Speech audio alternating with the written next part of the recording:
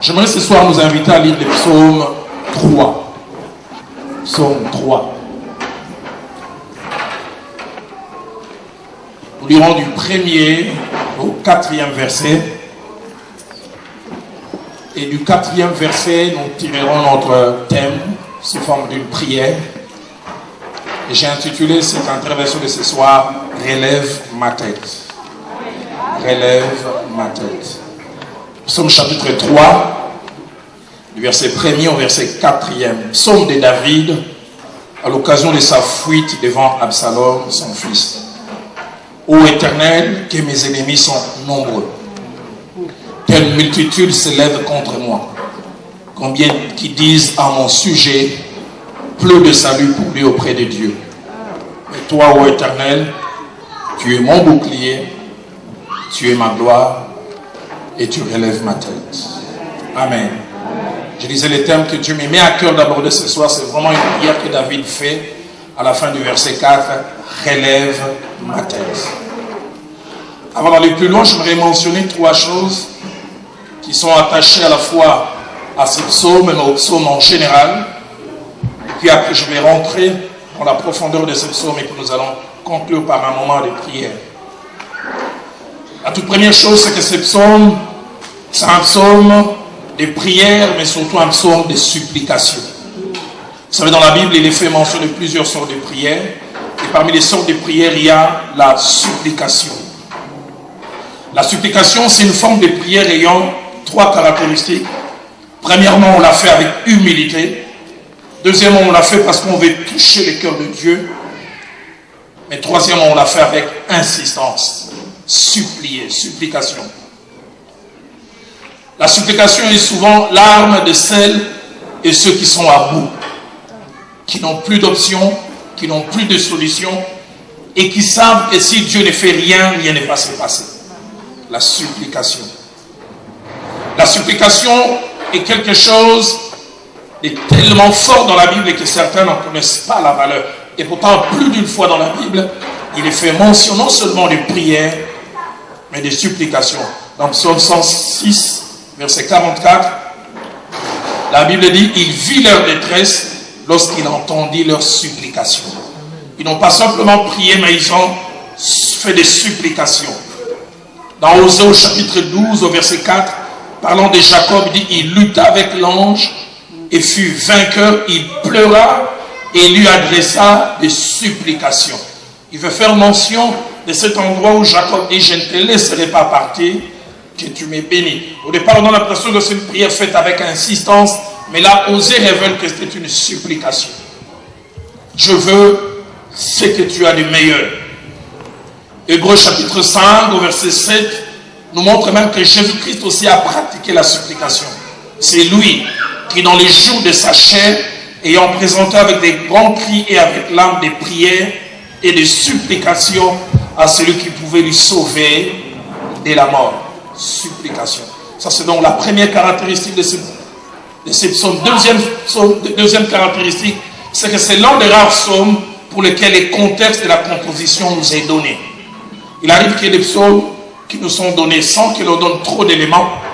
Mais ces psaumes, c'est l'un des rares psaumes pour lesquels les contextes de la composition nous est donné. Et il y a la facilité. Au verset 1, il dit, psaume de David. On montre à quelle occasion ça a été composé. À l'occasion de sa fuite devant Absalom. Et le fait d'évoquer cela nous permet de comprendre tous les termes qui sont utilisés après. Si nous sommes lecteurs de la Bible, nous savons que 2 Samuel chapitre 15 et 16 surtout nous parlent de cet épisode durant lequel David a connu, sans qu'il soit prévenu et même sans qu'il soit préparé, des choses difficiles. La Bible dit, qui sait ce qu'un jour peut enfanter? Combien de fois nous vivons des situations pour lesquelles nous ne sommes pas préparés. Et même certaines situations, même quand on serait préparé, elles sont tellement fortes qu'elles peuvent nous ébranler. 2 Samuel chapitre 15, verset 13, dit quelqu'un vint informer David et lui dit, le cœur des hommes d'Israël s'est tourné vers Absalom. David n'a pas senti la chose venir. David avait l'impression qu'il contrôlait tout. Mais ce qu'il ne savait pas, c'est que chaque fois que les gens venaient pour chercher jugement auprès de lui, Absalom se tenait à un coin, il saluait les gens avec respect et il leur disait, oh, là où vous allez, il n'y a rien qui pourrait me placer comme chef en Israël. Je pourrais rendre justice. Il avait dit petit à petit les cœurs du peuple s'est retourné vers Absalom. Et puis après, on vient informer David, on dit la conjuration est forte. On lui dit si tu restes, tu n'auras que ta vie, il faut fuir. Et David est obligé de fuir. Et au moment où il est en train de fuir, qu'il y a des choses qui se passent. On peut voir la souffrance qu'il peut y avoir dans le cœur de David. De Samuel chapitre 15 au verset 30, dit David monta la colline des Oliviers. Il montait en pleurant, la tête couverte. Il marchait pieds nus. Tout ce qui était avec lui se couvrit la tête et montait en pleurant. On lui dit si tu restes, tu vas tout perdre. Il n'a pas le temps de prendre les chaussures. Il n'a pas le temps de prendre les tenues. Il est en train de fuir, pieds nus. Il pense vivre un cauchemar. Pieds nus, il se demande, est-ce moi? Mais le comble de tout, c'est 2 Samuel chapitre 16, versets 5 à 13. Alors qu'il est en train de fuir, il découvre le cœur de quelqu'un qui était toujours là devant sa porte. Les commentateurs disent que la maison de Chiméi était juste en face du palais royal. Et l'on dit même que tout ce qu'il y avait comme nourriture qui restait, David ne voulait pas les jeter, il allait les déposer auprès de Chiméi. Il lui faisait tellement du bien. Durant au moins une quinzaine, même 18 ans, tout ce qui était, David les déposait chez Chiméi. Mais ce jour-là, quand David est en train de fuir, il découvre la méchanceté. J'ai aimé ce que l'un de mes aînés dans la foi m'a dit. Il m'a dit les épreuves ou les temps d'épreuve sont des temps de révélation. Et les temps d'épreuve nous révèlent trois choses. Premièrement, les temps d'épreuve nous révèlent nous-mêmes. Nous révèlent nos forces, mais nous révèlent aussi nos faiblesses. Il y a eu des fois nous croyons être forts jusqu'à ce que l'épreuve arrive que nous puissions découvrir. C'est dans l'épreuve que Élie s'est arrêté et dit je ne suis pas meilleur que mes pères. Comme pour dire il avait une haute opinion de lui-même. Les épreuves sont quelquefois importantes. Elles nous révèlent nous-mêmes. Mais deuxièmement, les épreuves nous révèlent les autres. Il y a des gens que nous pensons connaître jusqu'à ce que les épreuves arrivent. Job pensait connaître sa femme. C'était peut-être une maman diaconesse à l'église, fidèle, faisant tout, jusqu'à ce que l'épreuve arrive. Et Job est étonné, sa femme lui dit, maudit Dieu et meurt. Oh, maman diaconesse lui propose la malédiction. J'ai toujours cru qu'elle était spirituelle. Il y a des gens qui sont tout autour de nous, croyons connaître. Mais les épreuves vont nous le révéler. J'aimerais dire une vérité que j'ai découverte avec les années. Tant qu'Absalom ne nous pourchasse pas, nous ne connaîtrons jamais la véritable identité de Chiméi. C'est quand Absalom s'élève que nous connaissons que Chiméi avait des choses dans son cœur. Il avait dit Chiméi s'éleva. Il commença à dire va-t'en, homme de sang. Tu as eu ce que tu mérites. Tu occupais le royaume indûment. La Bible dit il commença à soulever la poussière. David est étonné, lui aussi. Vous savez, il y a des gens, quelquefois, vous découvrez la façon dont ils se comportent vis-à-vis de vous. Vous vous arrêtez, vous faites l'anamnèse, vous dites Nassalaye,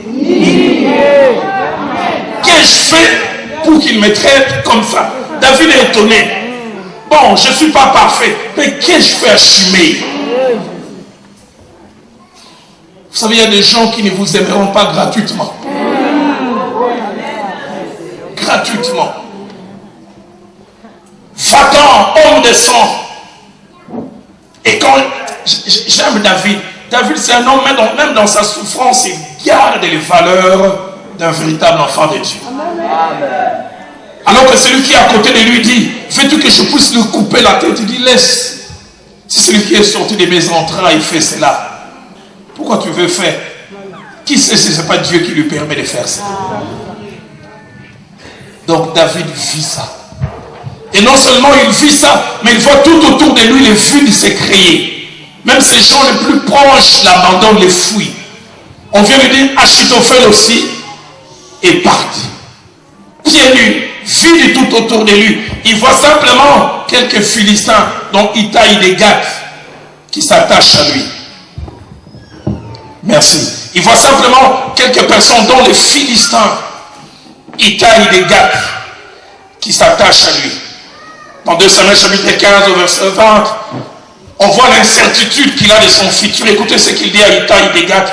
Tu es arrivé hier et aujourd'hui Je te ferai errer avec nous ça et là, quand je ne sais moi-même où je vais. Il sait d'où il vient, il sait un peu où il est, mais il ne sait pas où il va. Cette situation va m'amener où? Incertitude dans le cœur de David. Et c'est durant ces temps qu'il a composé ces psaumes. Mais non seulement qu'il vit ça, 2 Samuel chapitre 16, verset 22, nous montre le summum de son humiliation. Quand Absalom arrive à prendre le pouvoir à Jérusalem, Achitophel, pour écraser l'autorité de David, il dit à Absalom, pour humilier David, prends toutes les concubines que David avait. Mais ne va pas avec elle en cachette. Fais-les au grand jour. Et la Bible dit, on dressa pour Absalom une tente sur le toit. Et Absalom alla vers les concubines de son père aux yeux de tout Israël.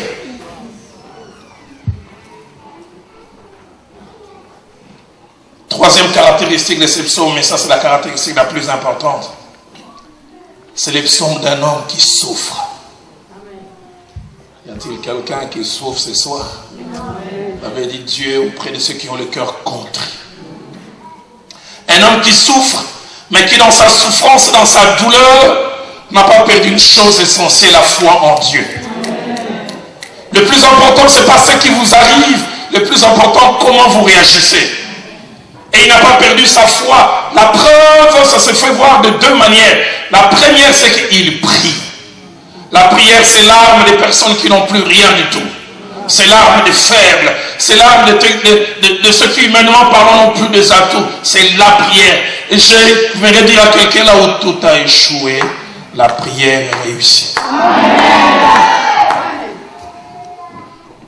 La deuxième preuve de sa foi, c'est non seulement la prière, la deuxième preuve de sa foi, c'est l'espérance.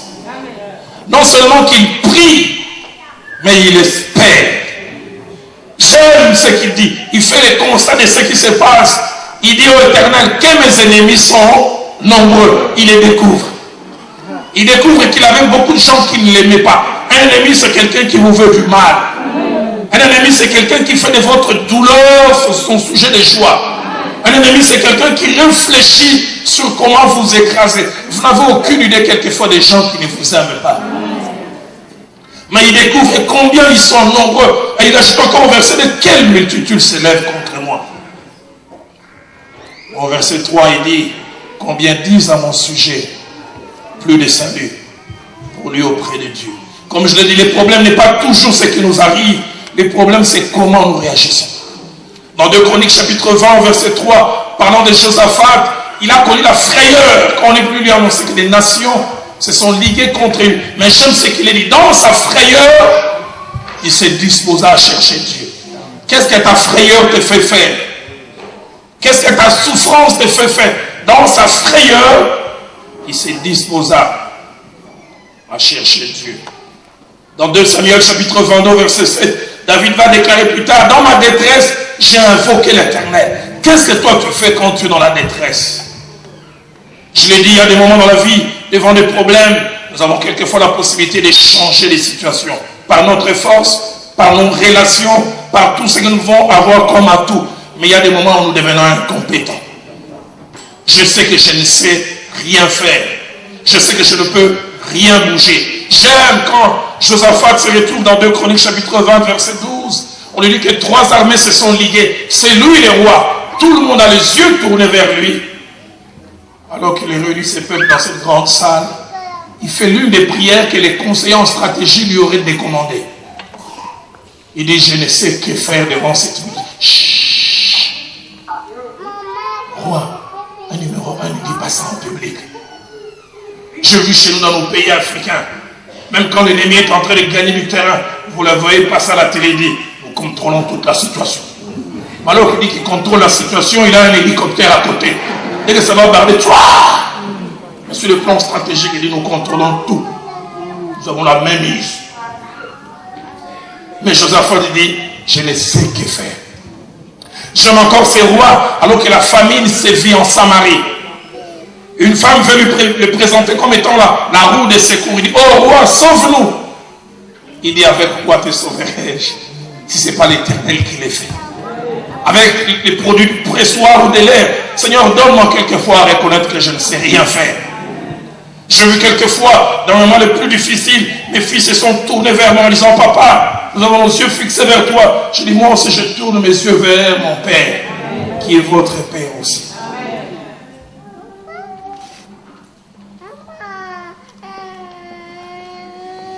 De Samuel 15, verset 31. On vient dire à David, Achitophel aussi est passé du côté d'Absalom. Et il connaît la force de frappe d'Achitophel. On avait dit en cette époque-là, quand Achitophel parlait, c'était comme si Dieu lui-même. Il connaît la justesse de ses analyses, la justesse de ses conseils. David sait qu'il a perdu un joker et qu'Absalom a gagné un joker. J'aime sa prière. Il dit, Seigneur, réduis à néant les conseils d'Achitophel. Vous savez, il y a des moments où il ne vous reste plus que la prière. Vous savez que vous ne pouvez rien faire. David sait que de l'autre côté, ils ont une carte, waouh! Mais il dit, Seigneur, toi seul peux le faire. J'aimerais dire là où tout a échoué, la prière est réussie. Parce qu'après, nous verrons comment Dieu va utiliser même Hushaï pour détruire les merveilleux conseils d'Achitophel. Dans Psaume 109, versets 3 à 4, les psalmistes disent, ils m'environnent des discours haineux. Ils me font la guerre sans cause. Mais j'aime le verset 4. Tandis que je les aime, ils sont mes adversaires. Mais moi, j'ai recours à la prière. J'aimerais dire à quelqu'un, la prière a été utilisée par nos arrière-grands-pères. Ça a réussi. Ça a été utilisé par nos pères. Ça a réussi. Et c'est encore utile aujourd'hui. Dans Actes chapitre 12, verset 1 à 5, le roi Hérode a pris Jacques et l'a décapité. Il a trouvé que cela leur a fait plaisir. Et vient aussi arrêter Pierre. Ceux de l'église savent qu'ils n'ont aucun moyen. Et j'aime ce que le verset 5 dit. L'église ne cesse d'adresser des prières à Dieu. Ça, c'est leur part. J'aime souvent dire la prière, c'est notre part. L'exaucement, c'est la part de Dieu. Amen. Quand nous prions, faisons-le bien. Laissons à Dieu les camps et les commandes de l'exaucement. Laissons Dieu utiliser les moyens qu'il veut, les méthodes qu'il veut, et même le temps qu'il veut pour l'exaucement. J'ai appris à laisser Dieu agir à sa manière. Il a foi, et parce qu'il a foi, il prie, mais il espère aussi. Vous savez, l'espérance, c'est l'une des choses à ne jamais perdre. La perte de l'espérance vous amène à des actes de folie. J'aime, quand dans la lamentation de Jérémie, au chapitre 3, j'aime ce que le prophète dit. Il est devant des situations difficiles. Verset 19, quand je pense à ma détresse et à ma misère, à l'absinthe et au poison. Verset 20, quand mon âme s'en souvent, elle est abattue au-dedans de moi. Mais j'aime les versets 21 et 22. Voici ce que je vais repasser en mon cœur, ce qui me donnera de l'espérance. Les bontés de l'Éternel ne sont pas épuisées. Ses compassions ne sont point à leur terme. Le verset 23, elles se renouvellent chaque matin. Qu'il est bon quelquefois, quand vous êtes dos contre le mur, de penser au Dieu d'hier, à ce qu'il a fait hier, car il est le même hier, aujourd'hui, éternellement. Et cela va vous redonner de l'espérance. Hier, je l'ai vu agir, le Dieu qui a agi hier, il agit aussi aujourd'hui. Mais ce que j'aime, David est devant deux réalités qui peuvent tuer l'espérance de plus d'un. La première réalité, nous l'avons vue au verset 2. Il est conscient du grand nombre. Humainement parlant, on dira, il n'y a pas match. Il dit que mes ennemis sont nombreux. Quelle multitude s'élève contre moi. Les grands nombres. Lui, il n'a rien, il n'a que la minorité. Le grand nombre de l'autre côté. Deuxième chose qui peut décourager David, c'est les diagnostics.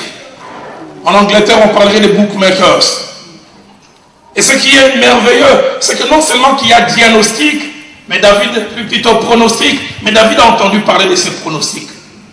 Il a entendu, lui-même, en parlant à Dieu, il prend les pronostics des hommes, il amène ça devant Dieu.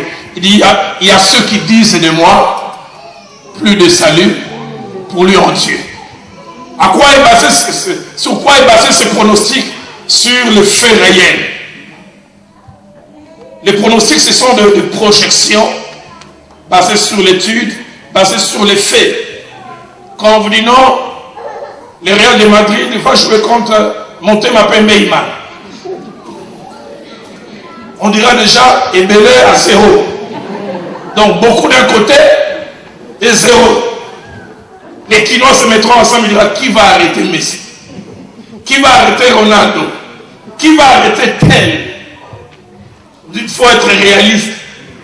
Pronostic. Et les gens regardaient, d'après les rapports de force, ils ont dit plus de salut pour lui en Dieu. La version française courant dit aucune chance ou possibilité que Dieu vienne à son secours. La version parole de vie dit même Dieu ne peut les sauver. Les gens sont forts en pronostic.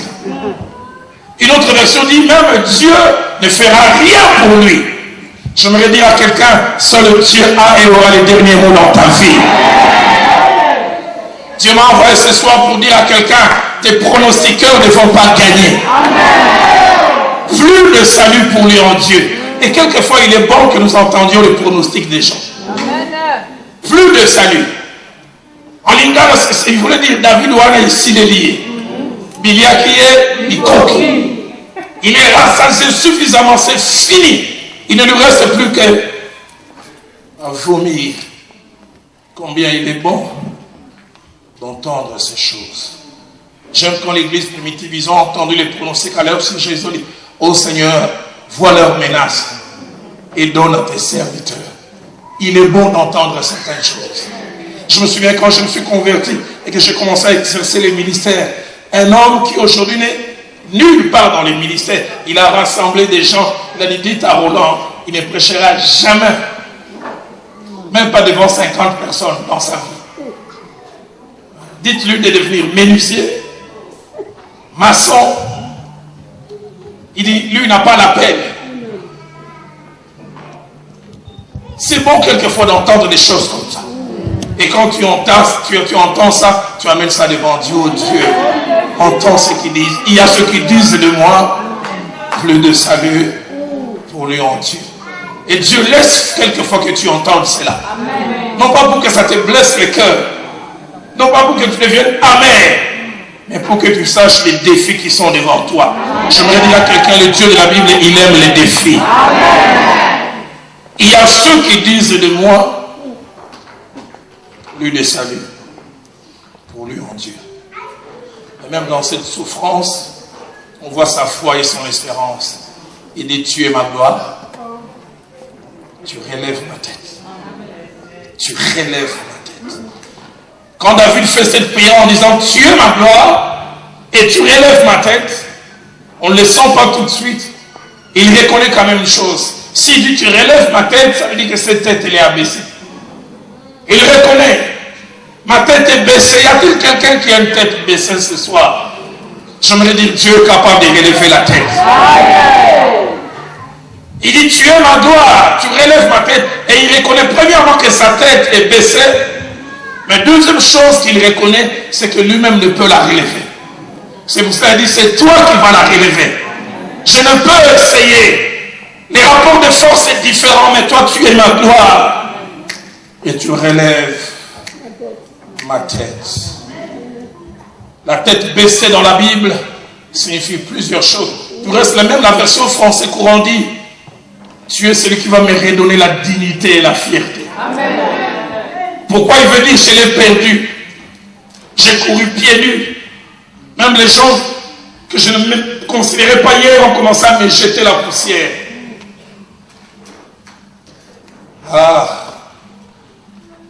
Quelqu'un a dit, il y a des messages pour les prêcher, il ne faut pas sortir du séminaire ou de l'institut biblique, il faut sortir du cimetière.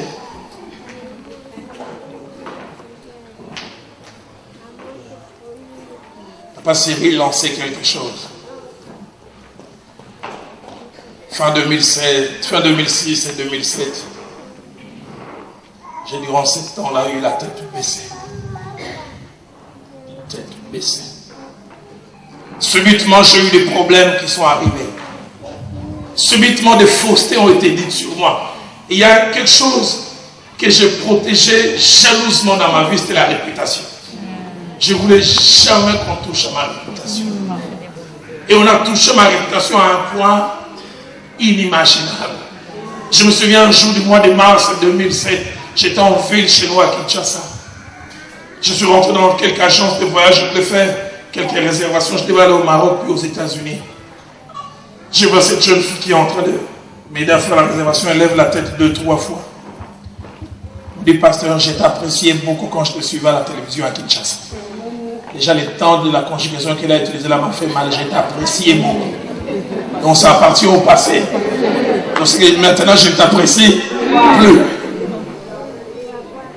Il dit, je ne prie même pas chez vous. Moi, je prie au temple du centenaire. Et il a commencé à me relater le message qu'elle a eu reçu. Il dit, tu me faisais beaucoup de bien, mais tu m'as déçu. Pasteur, regarde-moi dans les yeux et réponds-moi. Tu as volé 50 000 $, oui ou non, dans votre église? Je suis recherché, il faut mon âme, tout ça. Dieu Tout-Puissant, aide-moi. C'est là où j'ai réalisé. Donc, tel que je me promène là, les gens disent qu'il a volé. Quand il disait ça, j'ai regardé s'il y avait des gens à côté qui ont entendu ça. Et ce jour-là, j'avais l'impression que le diable voulait me donner un coup d'estocade. J'ai eu mal. J'avais une douleur qui partait là, qui sortait jusque là. À ce moment-là, mon seul véhicule que j'avais été tombé en panne. J'ai pris un taxi de la Gombe jusqu'à Bandal. Je prends un autre taxi à Bandal jusqu'à Delvaux. Et quand je monte dans les taxis de Delvaux, il était vers 11h, 11h30. Celui qui était devant, il demande, ah, est-ce que vous ne pouvez pas placer telle radio? C'est la radio de notre église. Mettez la prédication. Et le chauffeur a dit en lingala, l'église a tué il y a Moutoumoun à Yibimbo. Et les supposés voleurs, j'étais là. Je commençais à dire, même les chauffeurs des taxis savent que je suis voleur. Et ces jours-là, comme je dis, j'avais l'impression que les diables voulaient m'écraser. Vers 13h45, nos filles sont rentrées de l'école, un ami est venu les déposer. En général, j'étais dehors quand elles sortaient, elles venaient toutes m'embrasser. J'ai vu la dernière, la troisième, l'avant-dernière, et puis la deuxième venir m'embrasser.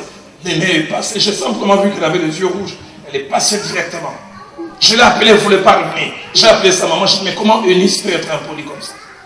Dis à Eunice de revenir et de me saluer. Mon épouse m'a dit, vas-y, va voir Eunice. Il faudra que tu parles avec. Je rentre dans la chambre. Mon épouse avait même déjà préparé la nourriture. Papa Yohan, je n'ai pas mangé. Quand je parlais avec ma fille, je me suis mise à pleurer. Ce jour-là, je me suis rendu compte, sans en avoir je ne suis qu'un humain. Quand je parle avec ma fille, les larmes ont coulé d'un seul œil. Je lui ai dit, pourquoi tu ne m'as pas salué? Elle s'est mise à pleurer. Et puis elle m'a regardé dans les yeux. Elle a dit, papa, dis-moi la vérité. Ce n'est pas la question. C'est plutôt les doutes qui ont été insinués en elle. Papa, dis-moi la vérité. Tu as volé l'argent ou non à l'église? J'ai dit, c'est pas la question, c'est... J'ai senti que même ma fille commençait à douter de moi. Je lui ai dit, pourquoi? Elle dit, aujourd'hui à la récréation, je me suis cogné avec une amie, elle m'a dit, ah, toi tu me fais de cogner les gens. Votre papa c'était un voleur, mais on l'a chancé. Et il m'a dit, regarde-moi dans les yeux. Comme pour dire, si tu mens, je saurai voir. Regarde-moi dans les yeux, dis-moi, papa, tu as volé, oui ou non? J'ai vu simplement les larmes couler. J'ai dit, Élise, je n'ai volé ni 50 000, ni 1000, ni $1. Mais quand j'ai fini de parler, c'est pour ça que j'ai dit, ces jours-là, je me suis rendu compte que je ne suis qu'un humain. J'avais pas seulement mal, pasteur Yohan. J'étais fâché. Ces jours-là, si à cette heure-là, j'avais vu l'une de ces personnes qui est à la base, j'ai dit à quelqu'un, karaté dans et le peu qui restait quand j'ai appris le karaté, les maïs guéris, ça allait sortir. Je me suis surpris en train de trembler.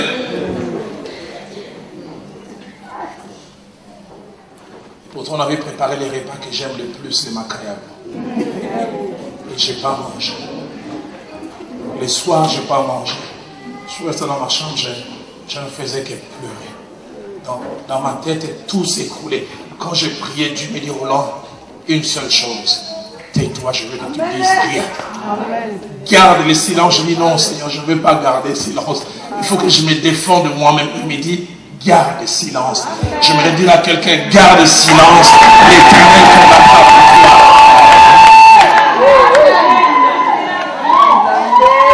Qu'il est dur d'avoir raison et de se taire. Qu'il est dur d'être Joseph, de savoir que je suis innocent et d'avoir la femme de Potiphar qui ouvre la bouche, qui présente des fausses preuves et tout le monde croit. Qu'il est dur de savoir que je peux aussi ouvrir la bouche. Si j'ouvrais la bouche, ce mariage ne va pas exister. J'aurais été Joseph, on veut me jeter en prison. Je dis, Potiphar, attends.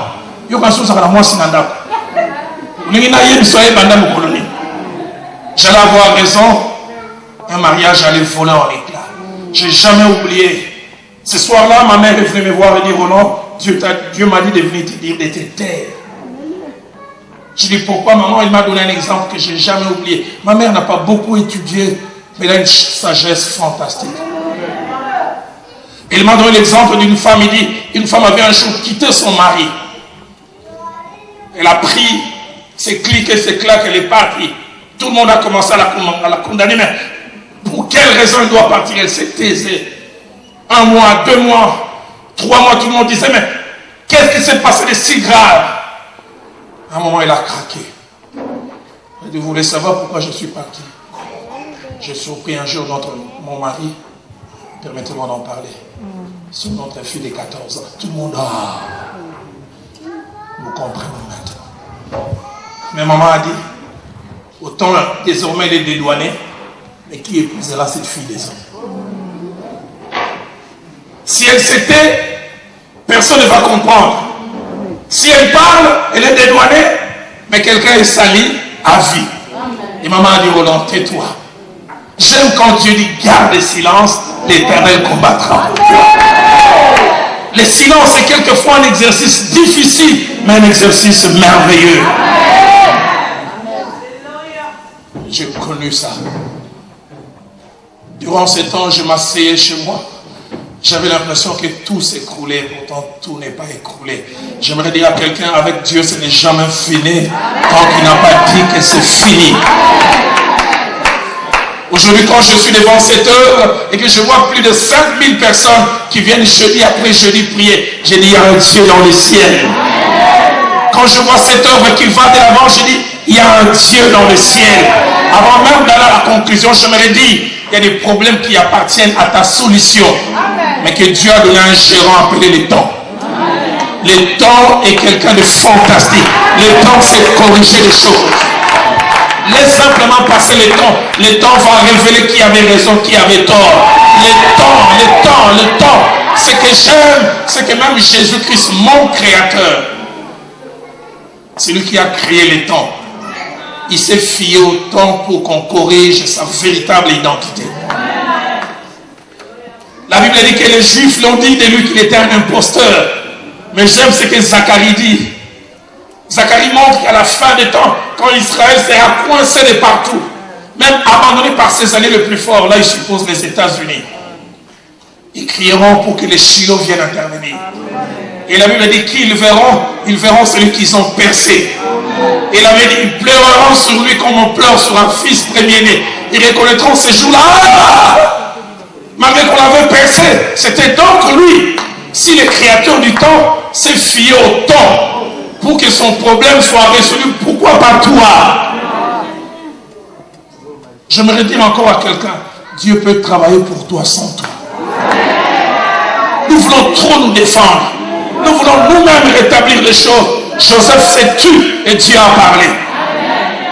Tu es mon bouclier. Tu es ma gloire. C'est toi qui relèves ma tête. Celui qui vous parle ce soir, il a sa tête relevée. Je l'ai vu baisser. Cyril a vu mes larmes. Ça coulait les yeux. Ça coulait les narines. J'avais mal. Je me demandais qu'est-ce qui m'arrivait. Et puis vous savez les combles. En 2009, l'un des instigateurs de ces choses, je vois un dimanche, après les cultes, quelqu'un vient toquer chez moi à la maison. Quand je le vois, je dis, mon cœur me dit, ne les reçois pas. Et tant que je réagis, s'il est tombé à genoux, pardonne-moi. J'ai dit, ces choses, je les attendais dans 15 ans. Après, 2 ans après, ça vient. Il y a un Dieu au ciel. Il y a 2 ans et demi, alors que nous avons un séminaire, les gens sont venus me voir. Tu sais, dans la masse, il y a tel, il y a tel, il y a tel. J'ai dit, encore, ah ouais. Et ils sont en train d'adorer. J'ai dit, encore. J'ai dit, allez filmer, que je vois. Quand ils ont filmé, j'ai vu, je vois ou je ne vois pas. J'aimerais dire à quelqu'un, il y a un Dieu. Il dit, assieds-toi jusqu'à ce que je fasse de tes ennemis ton marchepied. Mais toi, assieds-toi. Assieds-toi. Combien disent à mon sujet, plus de salut pour lui en Dieu. Tu es ma gloire, tu relèves ma tête. Y a-t-il quelqu'un ce soir qui reconnaît ma tête est baissée? Ma tête est baissée, mais Seigneur, relève-la. La tête baissée, comme je le dis, signifie plusieurs choses. Mais il y a 4 choses que la tête baissée signifie. Premièrement, la tête baissée signifie la honte. La honte à cause de la défaite. La honte à cause d'une succession d'infortunes. Les fiançailles qui commencent et qui n'aboutissent jamais. Vous en avez fait même la publicité, bêta bêta maintenant. J'ai quelqu'un. Même la date est fixée. Et puis il part. Tu ne sais plus comment venir corriger. Et maman, tu avais dit que c'était le 17 octobre. Le 17 octobre, c'est passé. La tête baissée. Je me dis, Dieu va relever ta tête.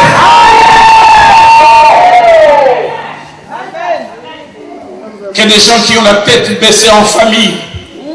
Tu es l'aîné. Matériellement et financièrement, tu n'as pas réussi. C'est un cadet, un tout petit, qui a réussi. De telle sorte que même quand il y a réunion de famille, on ne te compte pas. Quand tu lèves les doigts, tu viens parler papa. Lui, l'homme fort matériellement, on l'appelle papa. Si lui, il n'est pas encore là, il n'y aura pas réunion. Tout c'est la battu à solo. J'aimerais dire à quelqu'un, ton Dieu va relever ta terre. La honte. La honte. La honte vient aussi quand il y a des fausses accusations. On te colle des étiquettes. Les gens se sont rassemblés contre Jésus. Des étiquettes. Cet homme a dit ceci. Cet homme a dit ceci. Fausse accusation. Qu'il est dur d'avoir raison et d'avoir reçu des injonctions de la part de Dieu. Tais-toi. 2 Samuel chapitre 19 verset 3. La Bible nous parle de l'élite d'Israël. La Bible dit, quand ils sont rentrés, d'autres versions disent qu'ils sont rentrés à la dérobade. Mais en original, à l'araméen ici, ils sont rentrés la tête baissée.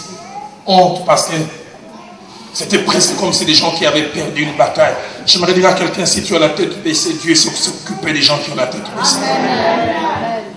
La tête baissée signifie aussi les complexes. Avoir en moins plus que les autres. Ne pas avoir comme les autres. Et à cause de cela, on vous méprise. 1 Samuel chapitre 2 verset 1. Anne chante. Après que Dieu fait quelque chose, écoutez ce qu'elle dit. Ma force a été relevée par l'Éternel. Et ma bouche est ouverte. Mais écoutez ce que la version française courant dit. Grâce au Seigneur, j'ai la tête haute. Mais comme pour dire avant, elle était baissée. Pourquoi? Parce que quand elle n'avait pas d'enfant, Pénine en avait tout le temps. Il avait dit, Pénine en a mortifié. J'aimerais dire à une âne, laisse Pénine à se réjouir. J'aimerais dire comme les femmes le disent, qu'il ira bien, qu'il ira l'éternel. Complète. Troisième signification de la tête baissée, c'est l'impuissance. Incapacité à changer les choses. Psaume 42, verset 3, le psalmiste a la tête baissée, il dit, mes larmes sont ma nourriture, nuit et jour, pendant qu'on me dit sans cesse, où est son Dieu? Tête baissée. Et toi aussi avec tes prières, on ne voit jamais les résultats de tes prières. Lundi prière, mardi prière. Où sont les résultats? Même nous qui ne prions pas, on a des choses. Toi, quand tu veux sortir, c'est ma fête que tu demandes où est-ce que Dieu fait? Quand il y a fête, ce sont mes bijoux. Mais où est son Dieu? Je n'ai jamais oublié. Je me suis converti en novembre 85 et je commençais à servir Dieu avec fidélité. Mais bizarrement, à partir de 88, je commençais à perdre tous mes habits. Jusqu'à ce que les 90, en 91, je suis resté avec un pantalon et une chemise. Un pantalon et une chemise. Et j'en ai une paire de chaussures que je n'ai jamais oubliées. Je l'ai tellement amené chez les cordonniers qu'on pouvait voir les fils avec lesquels on avait cousu au loin. Un jour, alors qu'on devait commencer la réunion chez nous, j'allais pour prendre quelqu'un, je faisais partie de l'évangélisation. Je me suis cogné, ça s'est pas ouvert, des nouveaux ouverts. J'ai amené chez les cordonniers, il était à 3 parcelles de chez nous. Quand j'amène la paire de chaussures, je lui donne. Il me regarde et dit à l'égal, il dit papa, attends, il dit la bombe, on retourne à ce soir. Cordonnier qui travaille pour l'argent. Il dit, même si j'aime l'argent, où est-ce que je vais encore accommoder ici? Et il ne s'est pas arrêté là. Il a fait un constat théologique. Il dit, votre Dieu là, il est seulement capable de chasser les démons. Les chaussures, il ne les donne pas. Tête baissée. J'aurais voulu retourner aujourd'hui et dire, regarde ce que mon Dieu veut faire. La veille, le soir vient le pleur, mais le matin vient le cri de joie. Tête baissée. Impuissance. Impuissance, incapable. En 90, je pars prêcher une cellule de notre église à Gombe. Je prêche durant 4 jours. Chaque fois que je prêchais, j'avais une jeune fille, elle est maintenant à Londres, elle s'appelait Yato. Elle avait 8 ans à l'époque. Elle ne faisait que pleurer. Moi, je me disais, ça c'est la puissance du message. Le 4e jour, à la fin, je viens la voir. Je dis, mais Yato, chaque fois que moi je prêche, pourquoi tu pleures? Il dit, frère, j'ai pitié de toi. Je dis, pourquoi? Il dit, tu as l'air pauvre. Il dit, depuis que je te connais là-bas, tu ne portes que ces pantalons et cette chemise. Et puis elle m'a posé une question. Est-ce que tes parents sont vivants?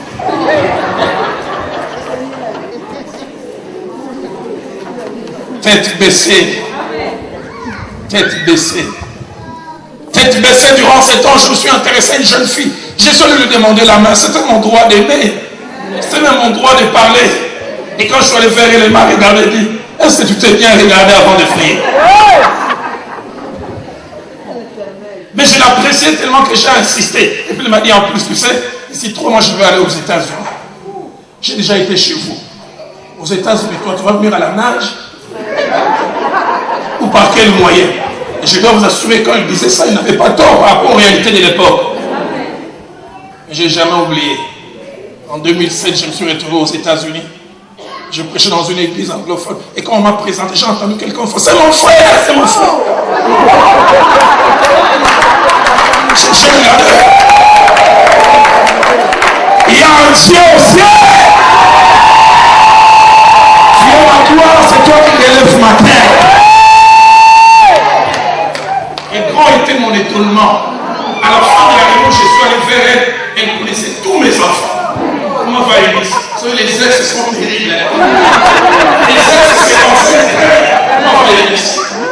Il est toujours à terre. Il voulait toujours être à mes côtés.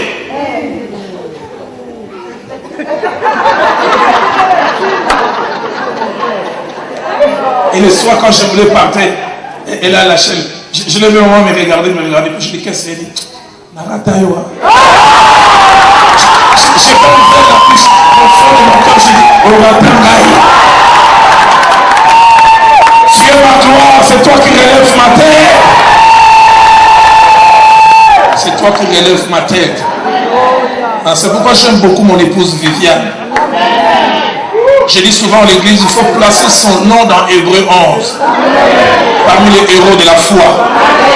Quand elle m'a aimé, j'étais comme la terre au commencement informe. Il reste un jour, notre fille est née à regarder une photo de nos fiancés. Elle a dit, maman, qu'est-ce que tu as trouvé d'intéressant? Je dis, qu'est-ce que moi? Fais attention.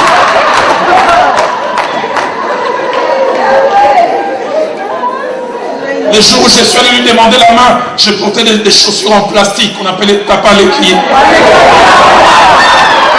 Papa Yohan, tu sais quoi? Quand je voulais lui demander la main, Un ami m'a demandé de renoncer un grand jour. Emprunte quand même mes chaussures. Vas-y, comme ça, tu augmentes les chances. J'ai dit, mais si je porte tes chaussures, et dans 2 mois, il dit, oh non, là, t'as ça pas de notre âme. Donc, ta paire de chaussures, qu'est-ce que je vais dire? Je suis allé comme ça. Après, c'est quand j'allais, je disais, Seigneur, frappe-la d'aveuglement. Et vous savez quoi, ça a marché. C'est 3 mois après, elle et moi, on s'était déjà mis d'accord. Elle me l'a dit plus tard dans le mariage, que sa petite soeur lui a dit, viens, les chaussures là qu'on emporte, c'est en plastique. Elle a dit, non, c'est pas vrai. Elle a dit, alors je suis venu chez elle, on était assis en train de manger. Elle a poussé les pieds, elle a touché. Elle a dit à sa soeur, mais c'était trop.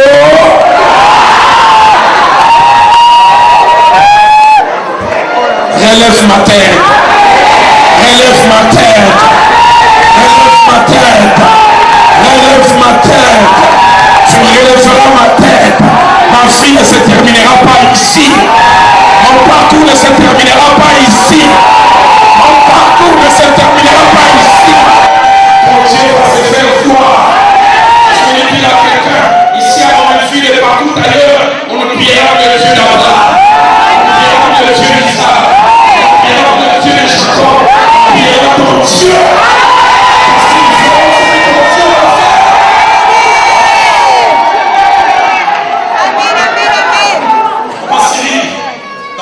J'ai grandi, on ne prie plus le Dieu d'Abraham.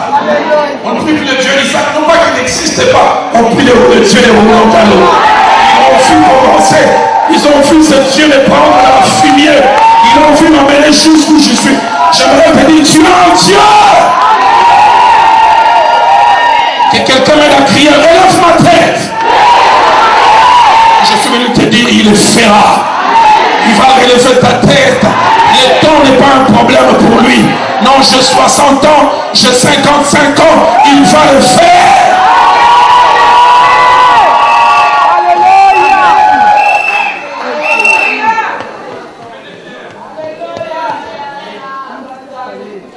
Il relève la tête. Amen. Quatrièmement, la tête baissée, c'est le symbole aussi de la perte. Grande perte. Perdre la réputation, perdre l'honneur, perdre des choses de valeur. 2 Samuel chapitre 13 au verset 20 nous parle de Tamar. Quand il a été violenté, il a dit, où irai-je avec ma honte? Mais le verset fin du chapitre 13 dit, et Tamar, désolé, demeura dans la maison d'Absalom. Les termes d'Osée, il a dit, Tamar la tête baissée, humiliée par Amnon. La tête baissée. Il courait la tête baissée. Il allait va du pied. Même les chiméos ont profité. Mais il avait un Dieu. Il avait un Dieu. Dieu qui sait changer les choses et la situation. Amen. La fin du livre de 2 Samuel montre que Dieu a fini par relever la tête de David. Dans le psaume 30, verset 1, David dit, je t'exalte, ô Éternel, car tu m'as relevé. Notre version dit, car tu as relevé ma tête. Tu n'as pas voulu que mes ennemis se réjouissent à mon sujet. Je suis venu déclarer à quelqu'un ce jour. Le jour qui vient, la joie va déménager. La joie va changer d'adresse. Elle va quitter la maison de tes ennemis pour venir habiter chez toi. Est-ce que je peux parler comme un prophète? Je suis venu aussi dire que la honte va déménager. Elle va quitter ton toit. La honte aura comme adresse tes ennemis. Ce sont eux qui auront la tête baissée. C'est pourquoi je décrète qu'aucun de tes ennemis ne doit mourir. Tous ceux qui se sont moqués de toi resteront vivants. Tous ceux qui ont pronostiqué, il y a ceux qui disent de lui, plus de salut pour lui en Dieu. Ils seront là. J'aime quand Dieu relève la tête. La Bible n'en parle pas. J'aurais voulu assister à la scène quand Joseph a été réhabilité.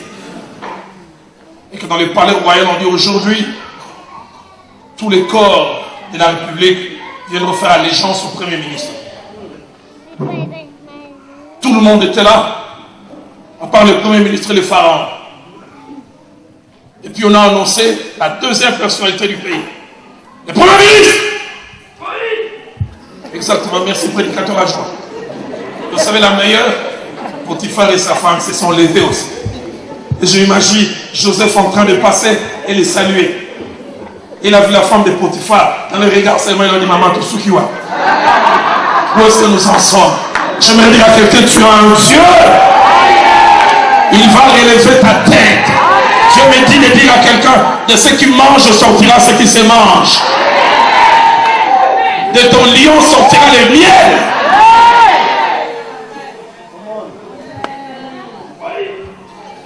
Dieu est un Dieu fantastique.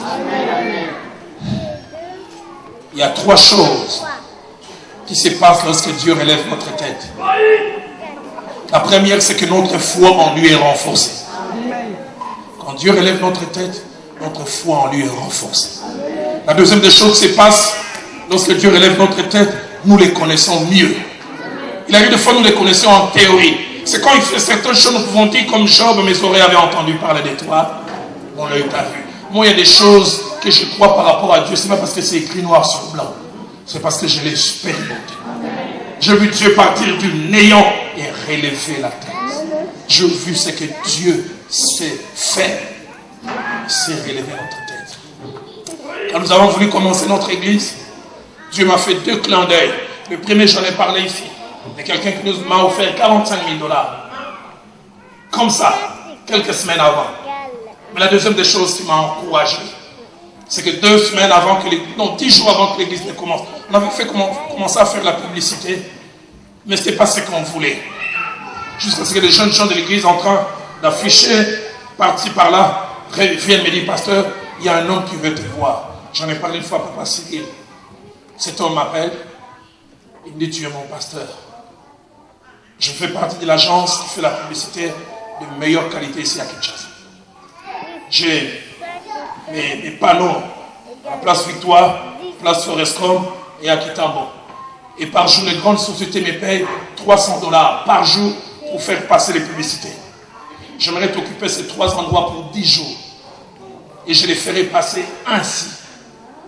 Je lui ai dit pourquoi, et lui-même a expliqué. Il dit, il y a quelques temps, toi tu as oublié. J'étais en prison à Makala, et tu es venu visiter le voisin. Tu lui as amené 10 cassettes VHS, donc 10 cassettes audio, de messages. Et tu avais prêché un message, ne t'inquiète-tu pas de ce que nous périssons. C'est mon voisin qui était en train de l'écouter, il ne savait pas que moi de l'autre côté j'entends. Quand il a voulu changer de lit, remets cette face-là. Il dit, j'ai écouté, je dis, est-ce que Dieu peut exaucer? J'ai dit, Seigneur, si ce que cet homme a dit est vrai, que dans 3 jours, que ma culpabilité, ma fausse culpabilité soit ôtée. Il dit, 2 jours après, on est venu me dire, tu sors. Il dit, avant de sortir, j'ai demandé à cet autre-là, donne-moi les noms et l'adresse de ce pasteur. Je dois aller faire quelque chose. Mais il dit, quand il est sorti, il a oublié. Il y a des oublis qui sont bons. Jusqu'à ce que ça revienne au bon moment. C'est 1 année et demie après, il roulait avec son véhicule, il a vu des jeunes gens en train de mettre des affiches. Je dis, mais ça c'est les noms. Il dit, j'ai une lettre envers ces prédicateurs. Je l'ai vu au bureau. On a placé cette publicité. Ça a coûté en tout et pour tout plus de 8 800 $. À Kinshasa, on a commencé à dire, Roland, tu as la publicité, on a commencé à dire, Américain, si. Je n'ai pas des Américains, j'ai un Dieu au ciel. Je prie que le Dieu qui agit en ma faveur le fasse aussi pour toi. Quand il relève notre tête, nous les connaissons. Nous les connaissons. Il y a des choses concernant Dieu que vous ne connaîtrez quand il va relever votre tête. Il y a certaines, je l'ai dit tout à l'heure, quand l'épreuve arrive, Dieu nous révèle nous-mêmes, Dieu nous révèle les autres. Mais troisième chose, je n'avais pas mentionné, l'épreuve nous révèle Dieu. Il y a des choses concernant Dieu que nous ne connaîtrons qu'après l'épreuve. Abraham a pu dire, Jéhovah Jireh, l'éternel Dieu qui pourvoit après l'épreuve. Il y a des connaissances qui sont noires sur blanc, mais qui deviendront vérité simplement si vous sortez de cette épreuve. Troisième et dernière chose qui se passe, quand Dieu relève votre tête, votre bouche s'ouvre et celle de vos ennemis se ferme. J'aime beaucoup 2 Samuel chapitre 16, versets 5 à 13, la bouche de Shimei est ouverte. Parce que David a la tête baissée. Mais quand on arrive dans 2 Samuel 19, versets 16 à 23, Dieu réhabilite David. Et le plus étonnant, quand David est en train de retourner à Jérusalem, pasteur, tu sais quoi la meilleure? Qui vient le voir en premier? C'est Shimei. Il dit, ne tiens pas compte de ce que ton serviteur avait dit. J'aimerais dire à quelqu'un, Dieu sait s'occuper de tes cheveux. Amen. Laisse Dieu s'occuper. Il mettra un cantique de louange. 1 Samuel chapitre 2, versets 3 et 5. Écoutez ce que Anne a dit quand Dieu a relevé sa tête. Ne parlez plus avec tant de hauteur. Que l'arrogance ne sorte plus de votre bouche. Il dit, ceux qui étaient rassasiés se louent pour du pain. Et ceux qui étaient affamés se reposent. Il dit, la stérienne enfante 7 fois. Et celle qui enfantait a les ventres flétris. En terminant, je voudrais mentionner ces 4 petites choses et puis nous allons prier. L'Éternel ne relève pas la tête de n'importe qui.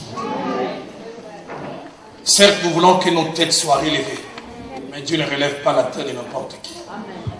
La première condition pour que Dieu relève ta tête, ta vie doit être conforme à sa volonté.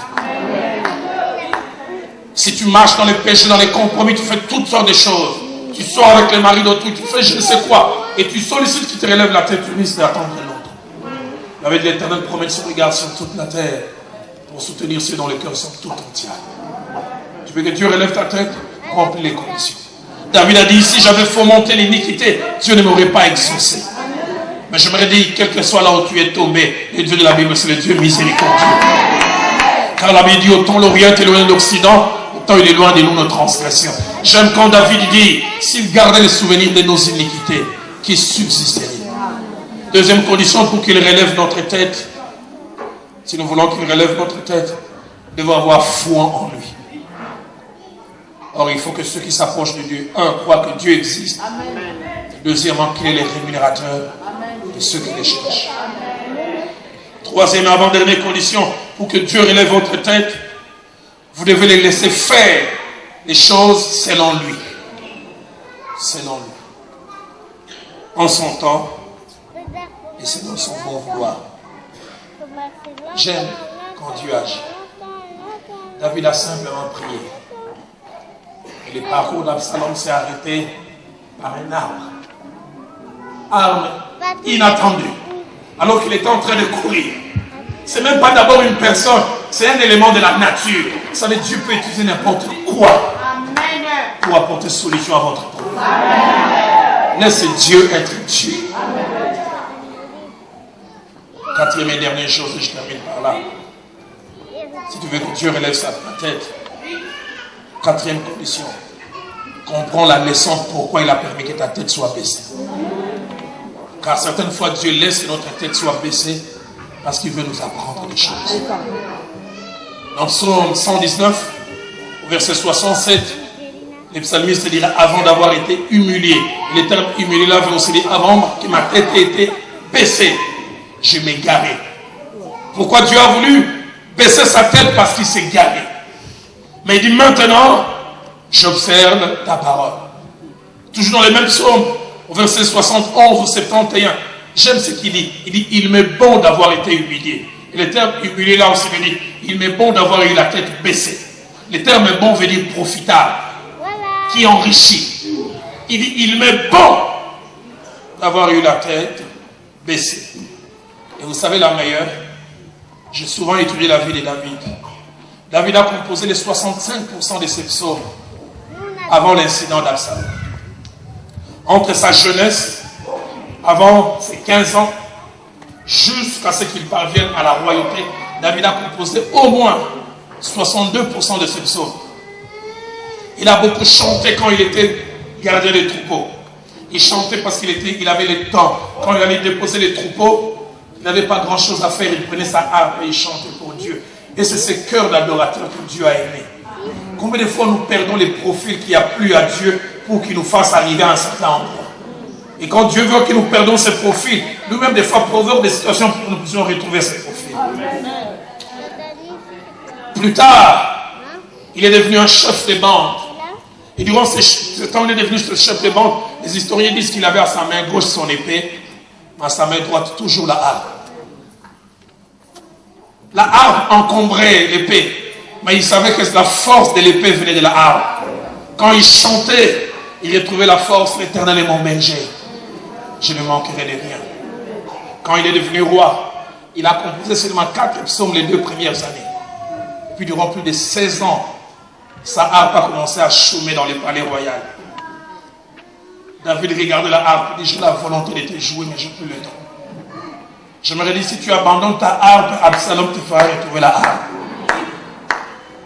Et vous savez, la meilleure, ceux qui ont étudié l'histoire de la révolte d'Absalom, durant ces 4 jours où David a eu la tête baissée, la révolte d'Absalom n'a duré que 4 jours.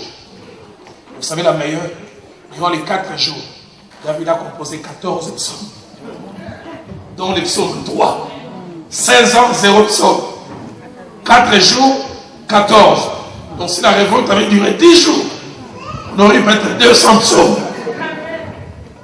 Et ce qui est merveilleux, c'est qu'après la révolte d'Absalom, David a de nouveau composé des psaumes et Dieu était content. Dieu a vu qu'il a tiré la leçon. Dieu ne laisse jamais que notre tête soit baissée pour rien. Amen. J'aimerais ce soir nous inviter à baisser nos têtes dans la prière. Et j'aimerais lancer un appel. Si tu veux que Dieu relève ta tête, l'une des conditions essentielles, c'est d'abord reconnaître. Elle est baissée. Elle est baissée par la honte. Elle est baissée par les complexes. Elle est baissée par l'impuissance. Elle est baissée par la perte. Y a-t-il quelqu'un qui veut dire ce soir, pasteur, prie pour moi. Et je sens dans mon cœur l'homme de Dieu, l'apôtre William viendra prier pour moi. Y a-t-il un homme, une femme qui veut dire, j'ai la tête baissée. Et comme David, les gens pronostiquent à mon sujet. Il y a ceux qui disent de moi, plus de salut pour lui en Dieu. Et tu es ma gloire et tu relèves ma tête. Est-ce que les musiciens peuvent s'avancer? Depuis ce matin, il y a ces cantiques de ma soeur Laure, qui montent dans mon cœur. Maï na mise ngai, comme maï comme oh nazanga kilobo, le lait comme yangai. Ninga ngai atambi noso, awanga na kangai te. Et puis hier soir, quand je suis rentré, Dieu me disait, Roland, là où tu vas prêcher, les hommes et les femmes verseront dans les jours qui viennent beaucoup de larmes. Mais ça sera des larmes de bonheur. Amen. Ça sera des larmes de tristesse. Alors que les musiciens seront en train de jouer, s'ils peuvent chanter ces cantiques, tant mieux. Sinon, alors qu'ils jouent, ils jouent même n'importe quoi. Mais pendant qu'ils sont en train de chanter, y a-t-il un homme et une femme qui veut dire, moi, j'ai la tête baissée. Je veux que Dieu la relève. Si tel est votre désir, venez. J'ai la tête baissée à cause de moi-même, la tête baissée à cause de mes enfants, la tête baissée à cause de